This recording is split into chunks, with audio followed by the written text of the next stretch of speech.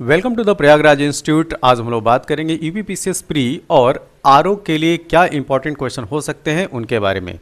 इसमें हम लोग क्वेश्चन को तो डिस्कस करेंगे ही, साथ में उसके जो ऑप्शंस हैं ये भी देखेंगे कि ये ऑप्शंस जो हैं वो आने वाले एग्ज़ाम में कैसे हमारे लिए एक क्वेश्चन देकर जाएंगे। तो चलिए स्टार्ट करते हैं अपने पहले प्रश्न के साथ। हमारे सामने जो पहला प्रश्न है कि संयुक्त राज्य अमेरिका तथा मैक्सिको के बीच सीमा पर स्थित नदी कौन सी है। ठीक है, तो यहाँ पे दिए गए ऑप्शन में आपका जो सही उत्तर है वो है रियो ग्रांडे। ठीक है, रियो ग्रांडे वह नदी है, ठीक, रियो ग्रांडे वह नदी है जो यूएसए और मैक्सिको के बीच में बहती है। तो बहुत सारी नदियाँ, झील और एक तरीके से बात करें पर्वत पहाड़, ये जो है वो अंतर्राष्ट्रीय सीमा रेखा को निर्धारित करते हैं। तो उसी तरीके से यूएसए और मैक्सिको के बीच में जो रियो ग्रांडे रिवर है वह एक सीमा निर्धारक का काम करती है। तो याद रखिएगा, यूएसए और मैक्सिको के बीच में जो सीमा पर स्थित है वो है रियो ग्रांडे। अब इसके साथ में जो अन्य ऑप्शंस हैं इनको भी देख लेते हैं। यहाँ पे जो दूसरी नदी है मिसिसिपी का नाम दिया हुआ है। मिसिसिपी की क्या खासियत है, देखिए ये नदी जो है वो यूएसए में बहती है, अमेरिका में, और इसकी खासियत ये है कि एक विशेष तरीके का डेल्टा का निर्माण करती है। ठीक है, तो अब विशेष प्रकार का डेल्टा क्या है, बर्ड फूट टाइप का डेल्टा। ठीक है, तो बर्ड फूट टाइप का डेल्टा का मतलब कि चिड़िया के पंजे के नुमा जो है ये डेल्टा का निर्माण करती है, ये याद रखिएगा मिसिसिपी। अमेजन नदी की बात कर लेते हैं हम लोग। ठीक, तो अगर आपसे पूछा जाए कि विश्व की सबसे बड़ी नदी का नाम बताइए तो वो है अमेजन नदी।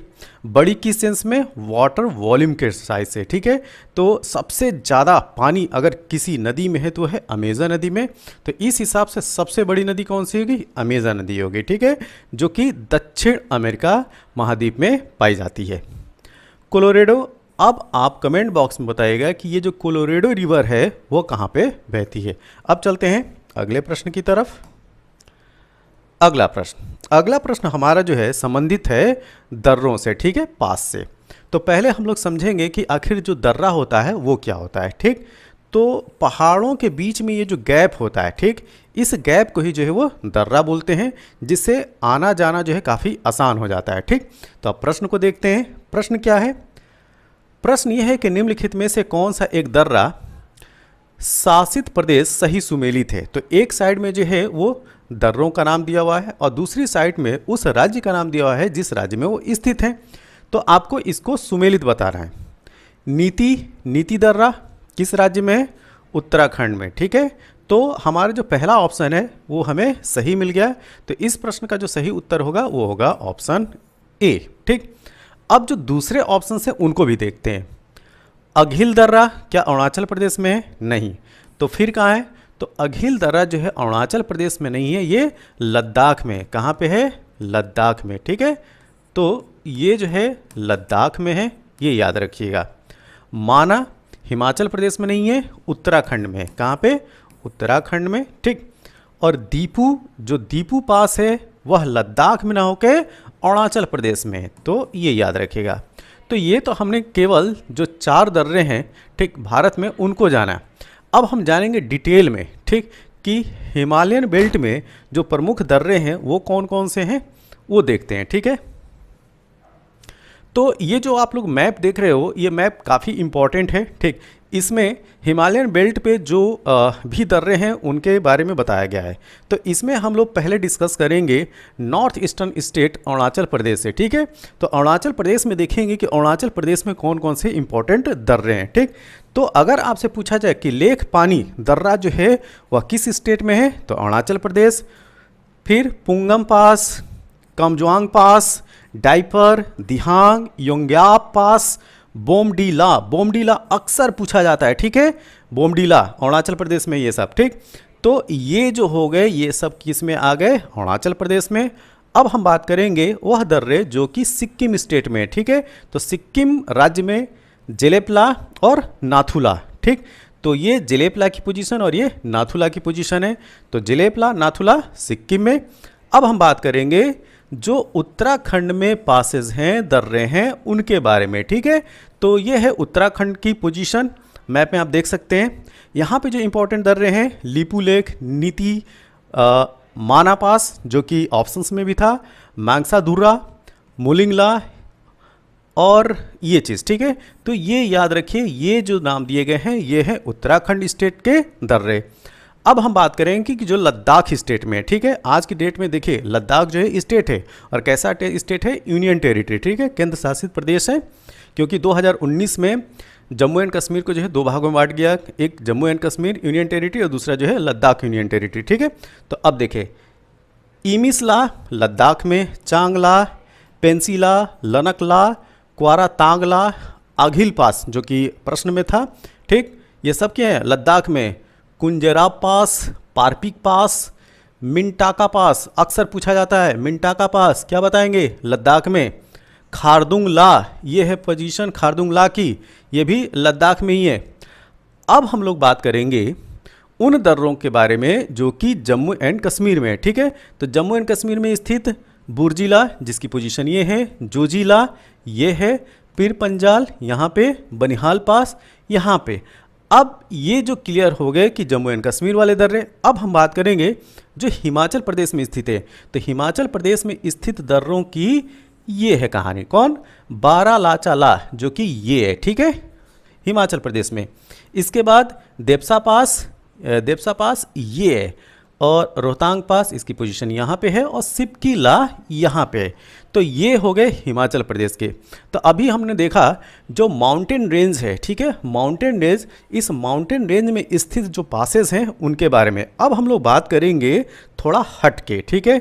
और ये हट के किस सेंस में, जो थाल घाट, भोर घाट और पाल घाट हैं उनके बारे में।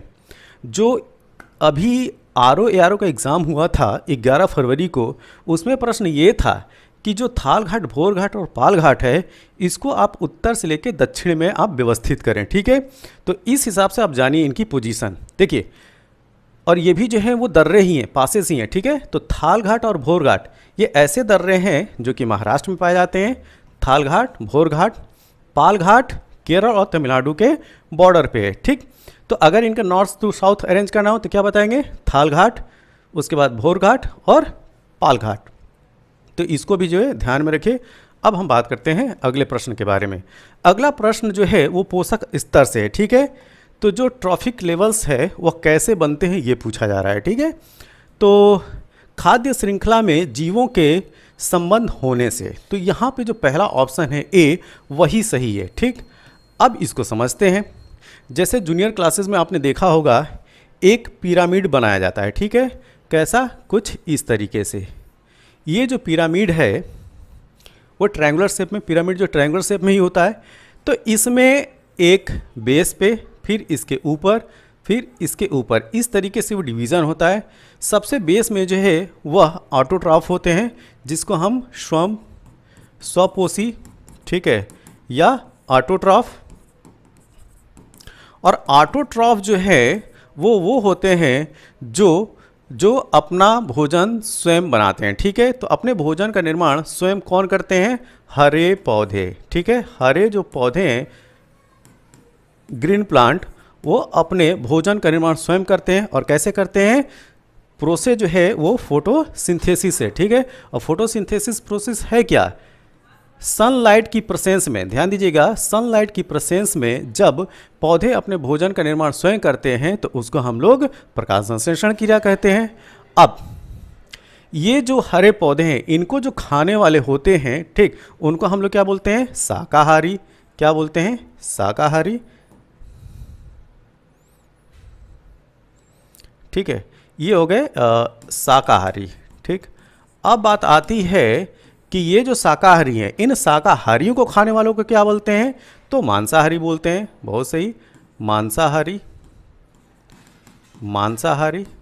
अब इन शाकाहारी और मांसाहारी, ठीक, इसके अलावा ये जो हरे पौधे हैं मतलब कि वेजिटेबल्स, इनको जो खाते हैं, ठीक, इन सबको जो खाते हैं उनको क्या बोलते हैं, सर्वाहारी, ठीक है, सर्वाहारी। इंग्लिश में क्या, शाकाहारी के हर्बीवोर्स, मांसाहारी के कार्निवोर्स, और सर्वाहारी क्या कहलाते हैं, ओमनिवोर्स, जो सब कुछ खाते हैं, ठीक है। वो जो है मतलब कि ग्रीन वेजिटेबल्स भी खाते हैं और मांस भी खाते हैं, वो सर्वाहारी के अंतर्गत आते हैं।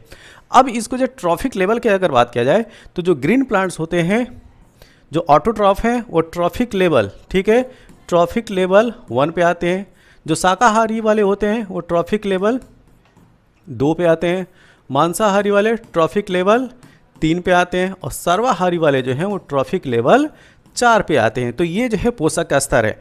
अब ये जो शाकाहारी, मांसाहारी, स्वयंपोषी, ये पूरा जो एक ताना बाना, ये जो कनेक्टिविटी है, यही कहलाती है खाद्य श्रृंखला। ठीक है, तो पोषक स्तर में आपको दिखाई क्या पड़ रहा है, यही एक पूरी चेन दिखाई पड़ी। चेन कैसे, हरे पौधों को खाने वाले शाकाहारी हो गए, जैसे कि बकरी हो गई, गाय हो गई। ठीक है, अब इन शाकाहारी को खाने वाले क्या हो गए, मांसाहारी, जैसे कि टाइगर हो गया, लायन हो गया। इन मांसाहारी हैं, शाकाहारी हैं, ग्रीन प्लांट हैं, इन सबको खाने वालों को क्या बोलते हैं, सर्वाहारी।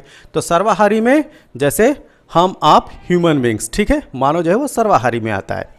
तो ये जो है यहाँ ट्रॉफिक लेवल 1 से हरे पौधों से लेकर ये जो सर्वाहारी तक, ये 4 ट्रॉफिक लेवल हैं। ठीक है, पोषक स्तर जिसको बोलते हैं। अब यहाँ पे ऊर्जा के स्थानांतरण की अगर बात की जाए कि ऊर्जा कैसे स्थानांतरित होती है, क्योंकि जो अल्टीमेट सोर्स ऑफ एनर्जी है इनवर्स, मतलब कि अपने इस सौर मंडल की अगर बात किया जाए तो अल्टीमेट सोर्स ऑफ जो एनर्जी है वो क्या है, सूर्य। ठीक है, तो सूर्य का प्रकाश यही जो है अल्टीमेट सोर्स ऑफ एनर्जी है। अब यही जो है ऑटोट्रॉफ प्रकाश संश्लेषण की क्रिया के द्वारा यह ऊर्जा जो है अपने में संग्रहित करते हैं। तो एक एग्जाम्पल लेते हैं। ठीक है, अगर यह ऊर्जा, ध्यान दीजिएगा, अगर यह ऊर्जा जो है ट्रॉफिक लेवल 1 में, इधर मैं लिखता हूँ, ठीक है, ट्रॉफिक लेवल 1 में 1000 कैलोरी है। कितना, 1000 कैलोरी है। तो अब बात आती है कि ट्रॉफिक लेवल 2 में यह एनर्जी कितनी जाएगी, इसका केवल 10%। तो 1000 का 10% कितना होगा, 100 कैलोरी। Very good. फिर इस 100 कैलोरी का जो ट्रांसफ़र होगा ट्रॉफिक लेवल 3 में, वह कितना जाएगा, केवल इसका 10%। तो 100 का 10% क्या होगा, केवल 10 कैलोरी। अच्छा, अब ये जो ट्रैफिक लेवल 3 है, अब इससे जो नेक्स्ट ट्रॉफिक लेवल होगा, मतलब कि 4, यहाँ पे कितनी ऊर्जा जाएगी, इस 10 कैलोरी का 10%, तो 10 का 10% क्या होगा, 1 कैलोरी। ठीक, अब यहाँ पे देखिए हर एक ट्रैफिक लेवल में जो ऊर्जा का स्थानांतरण हुआ केवल और केवल 10%। और इसी को बोला जाता है, ध्यान दीजिएगा, इसी को बोलते हैं 10% लॉ। क्या, 10% लॉ। ठीक है, अब बात आती है कि वह कौन सा शख्स है जिसने यह नियम दिया था, ठीक, जिसने ये कॉन्सेप्ट दिया था 10% लॉ का, तो उनका नाम है लिंडमैन। ठीक है, कौन, लिंडमैन का ये कॉन्सेप्ट है। ध्यान दीजिएगा, लिंडमैन ने 1942 में यह कॉन्सेप्ट दिया था 10% लॉ।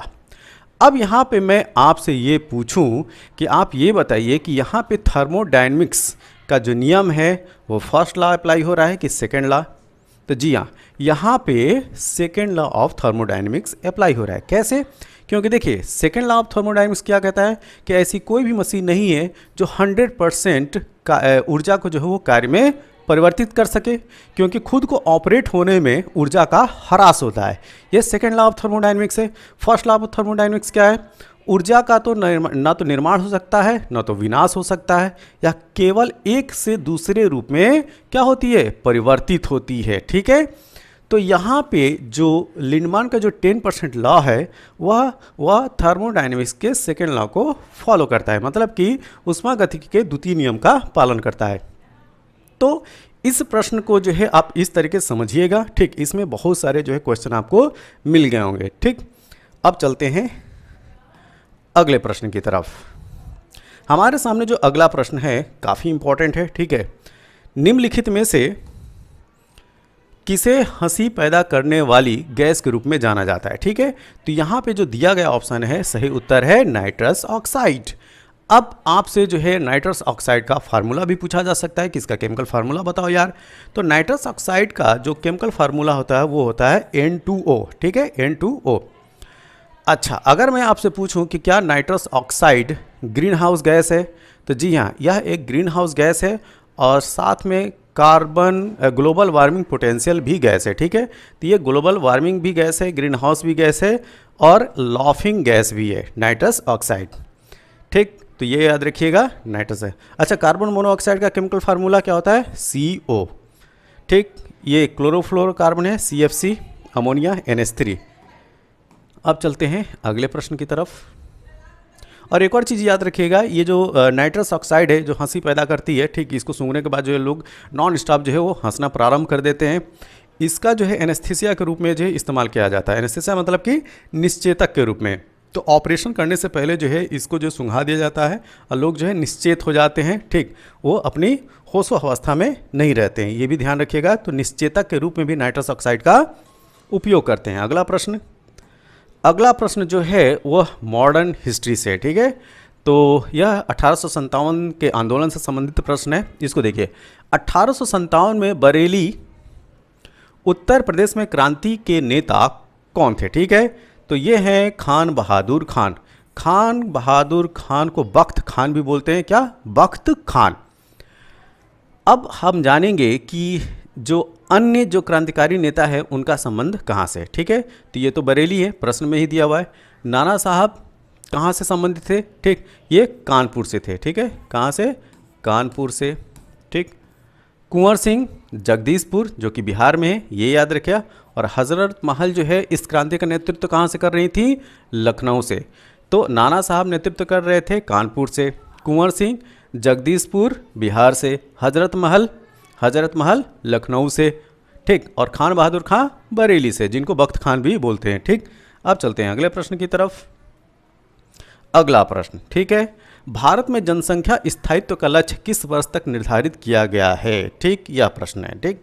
तो जो भारत की पॉपुलेशन पॉलिसी है वो 2000 की है, वर्ष 2000 की है। उस पॉपुलेशन पॉलिसी में ध्यान रखिएगा, जो जनसंख्या स्थायित्व का लक्ष्य रखा गया था वो 2045 रखा गया था। लेकिन भारत की स्थिति परिस्थिति को देखते हुए इस लक्ष्य को जो है एक्सटेंड कर दिया गया और अब वर्तमान में भारत में जनसंख्या स्थायित्व की जो बात की जा रही है वो 2070 तक की जा रही है, क्या, 2070 तक की। यह यूपीपीसीएस प्रीलिम्स 2023 में यह प्रश्न पूछा गया था, ठीक है।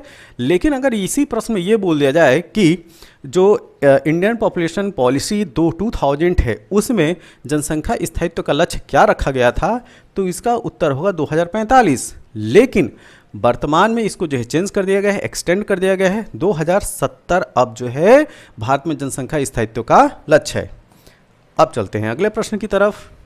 निम्नलिखित में से प्राकृतिक रेशम, ठीक है, यहाँ पे प्राकृतिक रेशम की बात की जा रही है।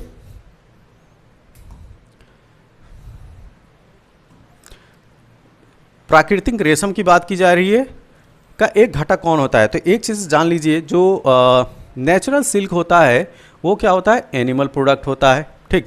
एनिमल प्रोडक्ट से मतलब कि जो स्पेशल टाइप की जो कीट होते हैं उनसे जो है रेशम प्राप्त होता है।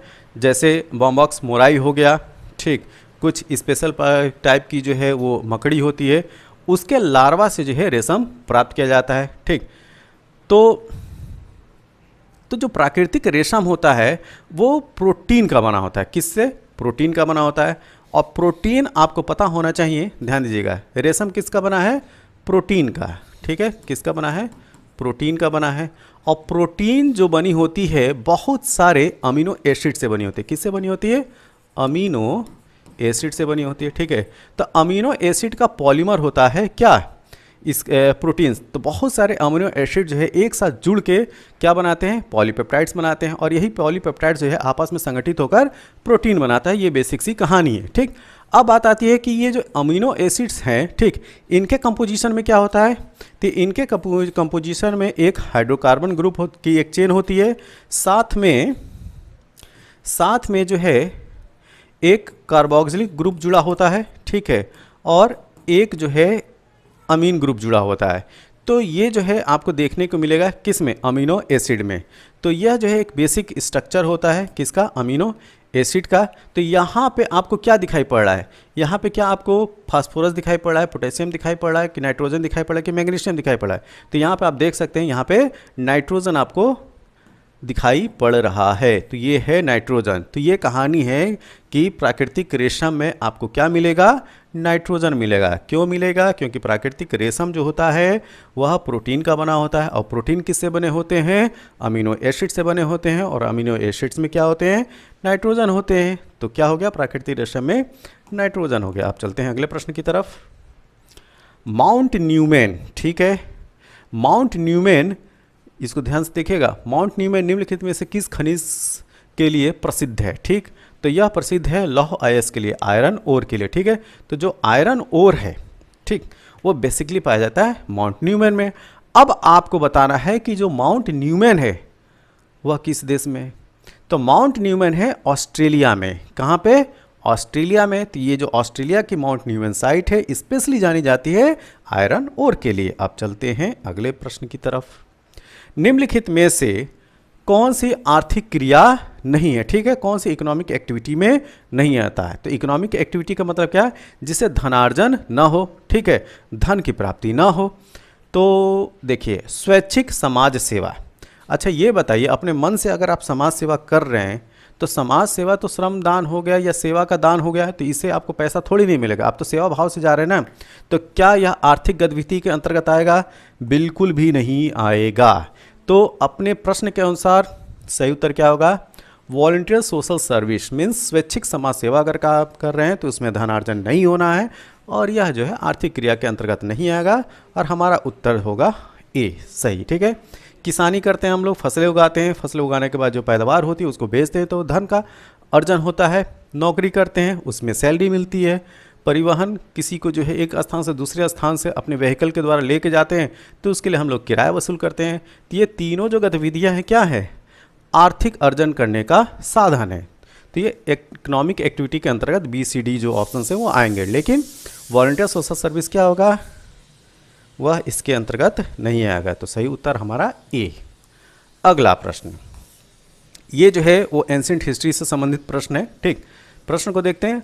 पुराणों के संदर्भ में निम्नलिखित कथनों में से कौन सा सही है, ठीक है। देखिए क्या है, विष्णु पुराण से मौर्य वंश की जानकारी मिलती है।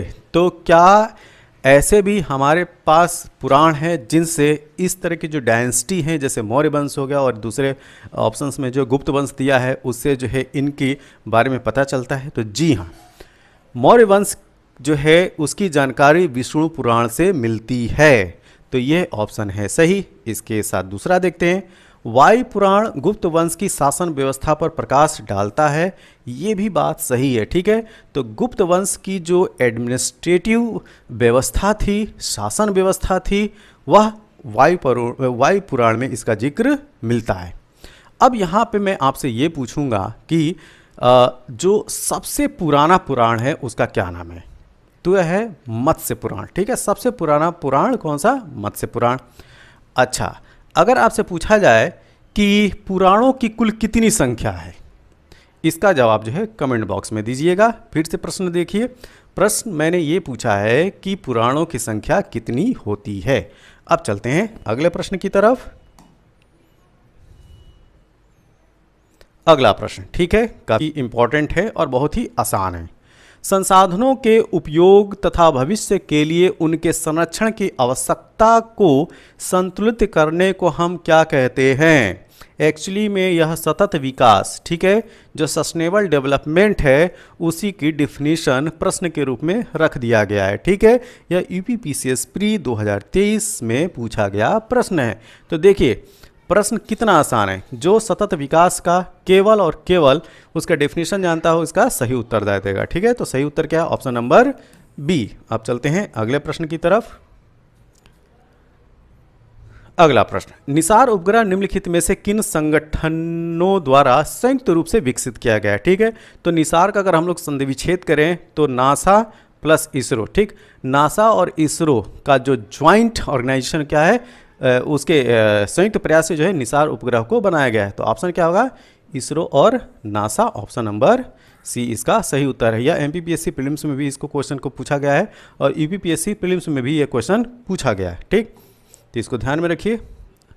अगला प्रश्न, प्राचीन काल के भारत पर आक्रमणों के संबंध में निम्नलिखित में से कौन सा एक सही कालानुक्रम है? ठीक, आपको बताना है कि ये जो विदेशी आक्रमण हैं जो भारत पे हुए हैं एंशिएंट टाइम में, उनका क्रम क्या है, ठीक है।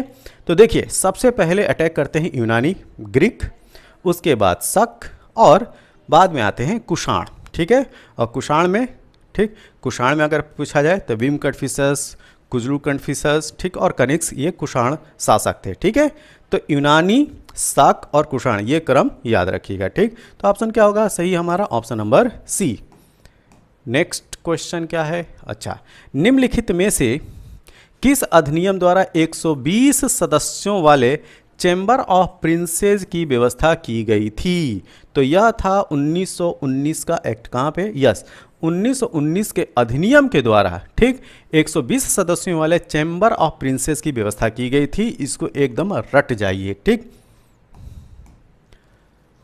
अगला प्रश्न, निम्नलिखित में से कौन सा हार्मोन अग्नाशय के लैंगरहैंस के आइलेट की बीटा सेल्स द्वारा स्रावित होता है? बहुत ही आसान सा ये प्रश्न है, ठीक है।